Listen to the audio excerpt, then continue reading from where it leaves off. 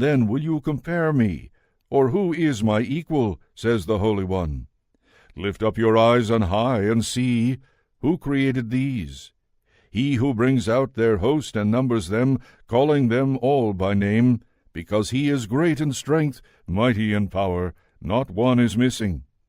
Why do you say, O Jacob, and speak, O Israel, my way is hidden from the Lord, and my right is disregarded by my God? Have you not known? Have you not heard? The Lord is the everlasting God, the Creator of the ends of the earth. He does not faint or grow weary. His understanding is unsearchable. He gives power to the faint and strengthens the powerless. Even youths will faint and be weary, and the young will fall exhausted. But those who wait for the Lord shall renew their strength. They shall mount up with wings like eagles. They shall run and not be weary. They shall walk and not faint. I will preach a sermon for you all this morning on the text from Isaiah, and the sermon is entitled, The Great Spiritual Dance. Our text from Isaiah 40:25-31 lifts our eyes to the power of God.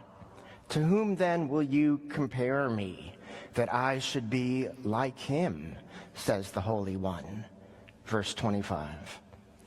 Isaiah's words call us to behold the towering otherness of God, who sits above the circle of the earth and stretches out the heavens like a curtain. Verse 22.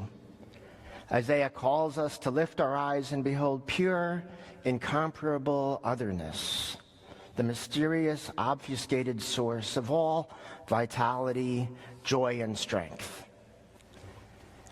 Emil Nolde's painting, Wildly Dancing Children, offers us a visual parable of this unseen otherness. The children's wild, exuberant dance points us to the vitality God imparts to God's creation, the divine propulsion that lifts us above our weariness, syncs us with creation's vitalism, that is, the rhythm of heaven. A profound paradox underlies this text in Isaiah. The divine majesty dwarfs all creaturely life, but God's power reveals itself in insignificant and unlikely corners of experience. God's power and vitality are poured into the lives of the weary. God's wisdom blows wind into the sails of the faint, renewing the vigor of those who wait upon God.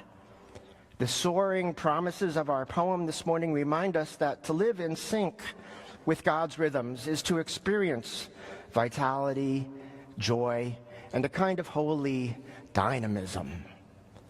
To help us see these truths afresh, let us bring this passage into conversation and dialogue with Emil Nolde's painting, Wildly Dancing Children, painted with oil in 1909.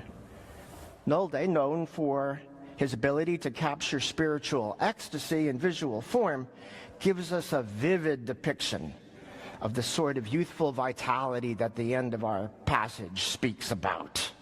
His work invites us to reflect on the spiritual vitality that God imparts to God's people, a vitality that propels us into what I will call the great spiritual dance.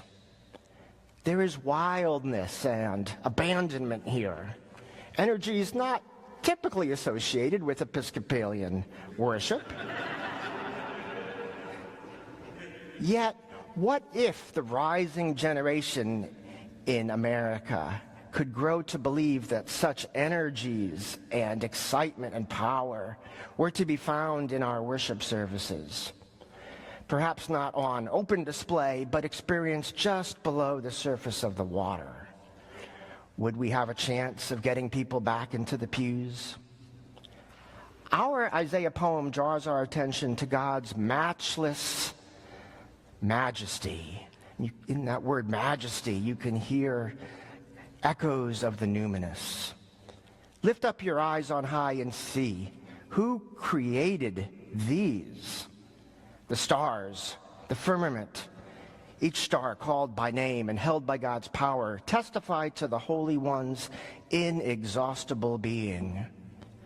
Nolde's painting echoes this sense of wonder. The children's movements, wild, ecstatic, unrestrained, reflect a vitality that hints at life's hidden interface with the inexhaustible divine source of our creaturely existence. Nolde does more than show us the children's response to an inner vision. He paints the outer world in the exact way that the children are experiencing it. He shows us what it is that is lifting them and empowering their dance. Crude brushstrokes and fiery colors show that creaturely reality is not the cold, inert matter that some of our teachers talk about, but something vibrant, charged with life and fire. The dynamic, supernatural movements of the children are powered from something outside themselves, something objective. Holy wind pushes the girl in the foreground off the ground in a posture, to me, reminiscent of Marilyn Monroe. This is the secret to a full Christian life. Get God's winds blowing you off the ground. Get God's wind in your sails. Most of the world, unfortunately, gets it totally wrong. Tries to plow ahead under its own steam, under its own power. Isaiah's promises to the weary are central to our text. Verse 29, he gives power to the faint and strengthens the powerless. Here the prophet speaks directly to our human frailty. And who among us has not felt faint, powerless, or overwhelmed? Some are especially frail and vulnerable. Think of exiles, migrants, the marginalized. Yet our poem discloses a paradoxical superpower possessed by all who can actually own and embrace their frailty. Embracing frailty, leveraging servanthood, lowering defenses, cutting through the buffering that shields us from the transcendent, escaping our silos. These are the God-approved means to sync up with the invisible divine wisdom surrounding us all, as in the painting. These are the Spirit-infused means to align with the image of God that we collectively all share, but do not yet at all grasp. Why does so much of the world scoff at the idea of an imago Dei? Verse 31 gives us the Hebrew verb. You knew I was going to slip some Hebrew in, right? The verb is kavah, often translated wait or hope, but the English translations can be misleading, for as this verbal expression is used in the Psalms and in Isaiah, it has very little to do with human patience or hoping hard. Kavah is language from the temple, from the liturgy and worship and symbology of God's shrine, the place where God is real, where heaven and earth overlap, where icons and sacraments exemplify creation's innate interface with God. Temple language of kavah voices not patience and human projection of what one wants, but confidence, laser-focused confidence that what matters is the transcendent. What matters is God, whose glory both temple and firmament jointly proclaim. Temple language is interface language. Nolde's painting gives us a vivid image of what this interface can feel like and look like. The children's energy is not merely physical. It speaks to a deeper vitality, a sapiential wholeness that transcends fatigue. Their dance seems almost otherworldly, as if the children are participating in a rhythm beyond themselves. In the painting, the children's limbs seem to pulse with energy, as if they are carried by the winds of an unseen rhythm. This vitality corresponds to a required second birth, a recovery of the imago Dei as God intends it to be, and which we fall far short. When the Spirit of God fills the weary soul, lifting it beyond its own limitations. This is to become born again. Just as the children's dance seems driven by an invisible force, so too does God's Spirit propel the faithful upward, renewing their strength, giving them wings, as in the final verses of our poem in Isaiah. It was perhaps Arthur Schopenhauer who saw most clearly how music, dance, drumming, rhythm, all of these patterns bypass the verbal, thematic, intellectual filters and faculties and speak directly to our being, speak to our soul, connect us to reality in all its unseen dimensions. Music, dance, rhythm, drum beats, they open direct channels, an interface to the inner sapiential spiritual framework of cosmic reality toward which the temple's iconography and its sacraments, along with the word of Israel's prophets, especially Isaiah, direct us. I believe that this is because woman wisdom, Sophia, the invisible divine substratum of creation, has her own inherent templates of rhythm, flow, and harmony. Our human consciousness recognizes itself as these templates constellate, precipitate, materialize in our experience. At least this is the idea of the cosmos one sees in the work of the modern physicist Stephen Alexander. Alexander has rightly described the whole universe as essentially one big jazz orchestra. This is for you, Ross. A striking feature of Nolde's painting is its communal aspect. The children are not isolated. They're not monads. They dance together, their movements intertwining in joyful harmony. The hand-holding of the figures that are prominently foregrounded is unmistakable and obvious.